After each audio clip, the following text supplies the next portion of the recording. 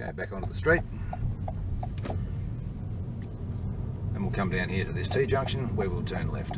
As you come down, follow the curve around, start turning the corner before you get to the give way sign. Look to your right, look to your left for pedestrians, and away you go. Now if the road's safe enough, you do the speed limit, which is 50. If for some reason there's other hazards around, then you adjust your speed accordingly. I'm driving according to the speedo on this car.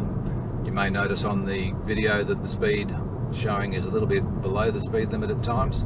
That's because that's going off the satellite rather than the car speedo. In Australia, car speedometers are allowed to overstate the speed by 10% plus 4 kilometres an hour. And that is to take into account that some cars have different profile tyres on them, and we don't want car speedos to be saying less than what the car is actually doing, otherwise people would get speeding tickets all the time. So car speedos do overstate generally. Okay, coming down here, this is the corner of Brienne's and Joondalup Drive. There is a car out in the middle there at the moment, waiting, so I cannot go out to the middle. Even if I could see the road is clear to my right and clear to my left, I cannot go. Now I can. I check to my right, I check to my left, and I can go out to the middle. I check left again now, and I can see vehicles coming. So we keep looking left. We can't really see past the car that's in the turning lane. Now there are 3 cars in the left lane, 1 car in the right lane. Now I can move away in the right hand lane, and as long as that other car stays in the left lane. I could have waited, but then I might have been holding up people who were at the intersection trying to get across to the middle. Right, so this road is 70, I can see, so I speed up to 70. Prior to that, I might not have been aware that it was 70. And in that case, you would have to stick to the default speed limit. In a lot of cases though, as you were coming down Brienne's, the assessor would have told you for your information what the speed limit was on the road you were turning onto. And that's to help you out, but also to make it safe for you, because you don't want to be turning onto a main road in front of traffic doing 50 when the speed limit is 70.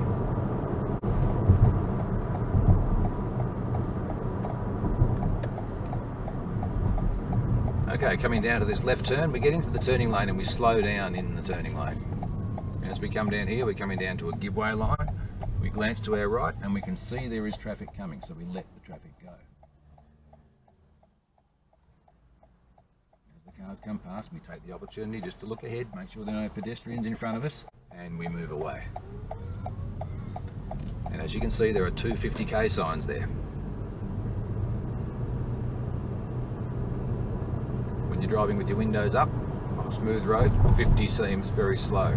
And that's why you end up with traffic going past you at high speed. Don't try and keep up with the other traffic, they're probably speeding. As we drive along here, we do regular checks of our rear view mirror. Even though there's nothing much happening, we should check our mirror at least every 10 seconds and probably more.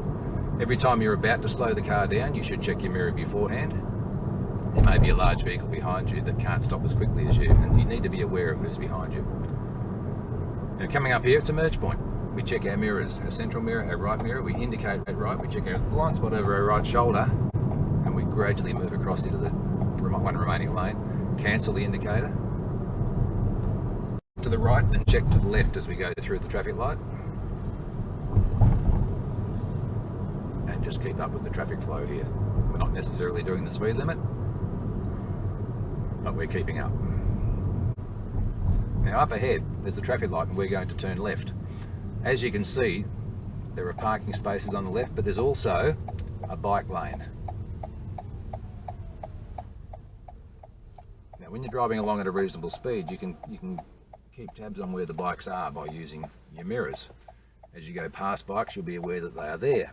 But when you've stopped, the bikes could be creeping up behind you and you're not aware. You may be looking away at the time, and a bike just comes up and stops just behind your left shoulder. You might not see that bike in your rear view mirror. So when we come up to this traffic light and we're turning left, we must do a blind spot check to our left just before we cut across the bike lane. The bike lane is a lane in its own right. And the thing about cyclists is that they're in a hurry to get to where they want to go. They've got to pedal to get where they want to go. They don't want to be slowing down when they see a green light.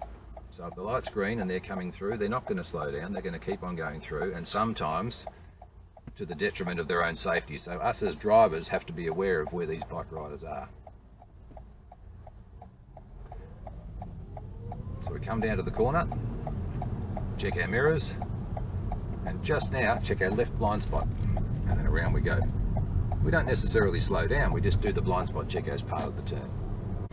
Now we're turning left at this street here. We just need to watch out for pedestrians if anyone's crossing the road that we're turning onto. In this case, there aren't any. Just very carefully through this intersection, because the other drivers don't necessarily slow down for the give way sign on the other road. Now as we come down to this roundabout, we're going to turn left and then we're going to turn right. But because we're turning at a roundabout, we must stay in our own lane for the entire duration of the turn. Even though there's a car coming through that roundabout now in the other lane, we cannot go. We have to wait, because that car could change lanes in the roundabout. It did the right thing and waited, but in some cases the drivers cut across the lines in the roundabout, and you don't want to be in that roundabout when that's happening. Right? So as a learner driver, never enter a roundabout if there's another vehicle approaching from your right in the roundabout. Okay, we're going to turn right and then we're going to turn left at the next street. Check to our right, check to our left. Directly to the left lane, because we know we're turning left very soon. Speed limit is 50. Okay, check our mirrors, indicate. Onto the brakes, just check our blind spot for that cycle lane.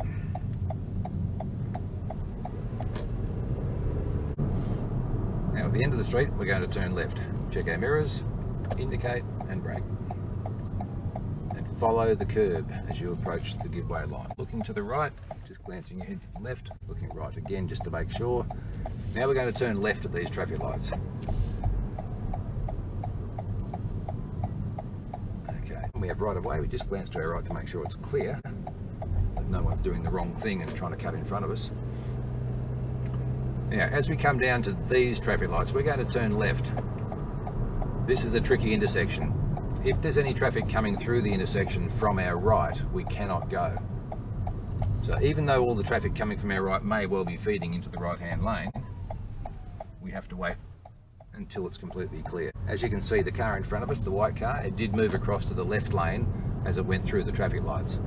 The situation with those lights that we've just turned at is that coming along this road, it was one lane, and then when those cars went through the traffic lights, it branched out to two lanes. And the drivers of those cars 95% of the time would choose the right-hand lane, but occasionally a vehicle takes the left lane, and particularly buses that are trying to get to the bus stop that's not far from the intersection. Okay, when you drive along a main road, you need to do the speed limit. Okay, now it might look as though I'm doing slightly under the speed limit, but I am doing the speed limit according to my speedo. I'm sitting on exactly 70 on the speedo. The sat-nav, the GPS is probably telling you that I'm doing something like about 67 or 68. If you drive below the speed limit on your speedo, the assessor's handheld GPS or the pinging on the iPad is going to show that you're driving a little bit slow. Now they shouldn't be using the GPS or the iPad to determine your speed. It should be the speed on the speedo, but in some cases they can't see the speedo from the passenger seat. So it can be a disadvantage to you if you're driving below the speed limit, if you've got one of those cars that where your speedo reads significantly higher than what your true speed is. So always drive on a main road, always drive to the speed limit if it's appropriate. Don't think that it's a good idea to sit 5 k's below the speed limit, because it's not. Depends on the conditions, sometimes yes, but on a safe day with not much traffic around, you shouldn't be driving below the speed limit. You're trying to demonstrate that you can drive within a traffic system and not hold traffic up. And when you're told that you're going to be turning soon, get yourself into position early. So if we're turning right at the next traffic lights, I need to get myself across to the right-hand lane. You don't necessarily wait until you get close, because you may find then that it's too dangerous and too difficult to get across safely. Now when we turn this corner, we're going to go directly to the default driving lane, which is the left lane. Check to the right, check to the left, and drive directly to the left lane. Just glance over your left shoulder as you go across to make sure nobody's trying to overtake you. When you come down hills, don't let the car get over the speed limit. And then as the road flattens out again, make sure you don't drop below the speed limit. You've got to be feathering that accelerator and just keeping the pressure on, reducing the pressure, just to keep the speed constant along the undulating road as it goes up and down.